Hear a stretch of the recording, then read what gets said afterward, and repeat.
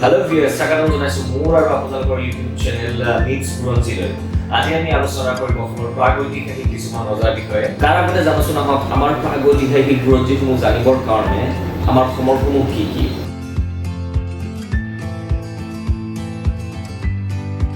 গতিকে এই খবৰসমূহ হ'ল যোগিনী তন্ত্ৰ, কালিকী পুৰাণ, বিষ্ণু পুৰাণ ইত্যাদি পুৰাণসমূহ আৰু আমাৰ মহাকাব্য দুখন।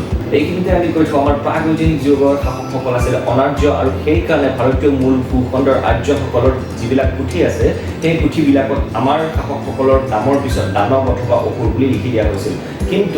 কিন্তু আজিৰ পৰা আমি গৌৰৱ কৰিব পৰা এই শাসকসমূহৰ নামৰ পিছত আমি কেতিয়াও দানৱ আৰু অসুৰ শব্দকেইটা ব্যৱহাৰ নকৰোঁ। গতিকে আমি আৰম্ভ কৰিছোঁ প্ৰাচীন কামৰূপ অথবা প্ৰাগজ্যোতিষপুৰৰ প্ৰথমজন ৰজা আছিলে মহিৰাংগ। যদি আপুনি কিতাপত চাই তেওঁৰ নাম পাব মহিৰাংগ দানৱ বুলি, কিন্তু যিহেতু আমি অলৰেডি আলোচনা কৰিছোঁ তেওঁৰ নামৰ পিছত আমি সেই দানৱ শব্দটো আজিৰ পৰা আৰু ব্যৱহাৰ নকৰোঁ। এই মহিৰাংগৰ বংশটোৰ নাম হ'ল কিৰাত বংশ, আৰু এই কিৰাত বংশৰে শেষৰজন ৰজা আছিলে ঘটক। এই শেষৰজন ৰজাক বধ কৰি প্ৰাগজ্যোতিষপুৰৰ শাসনভাৰ লৈছিলে ৰজা নৰকে।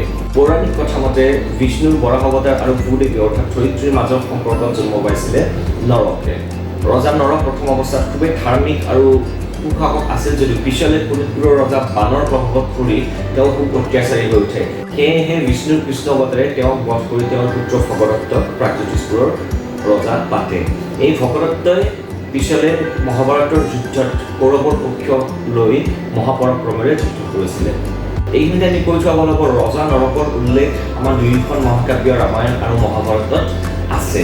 দ্বিতীয়জন হ'ল ৰজা শান্ত, যিয়ে বেংগললৈ ৰাজধানী বিস্তাৰ কৰিছিলে আৰু তাত গৌৰ নামৰ এখন নগৰ প্ৰতিষ্ঠা কৰিছিলে। সেই গৌৰ নগৰখন পিছৰ 2000 বছৰলৈ বেংগলৰ ৰজাসকলৰ ৰাজধানী আছিলে।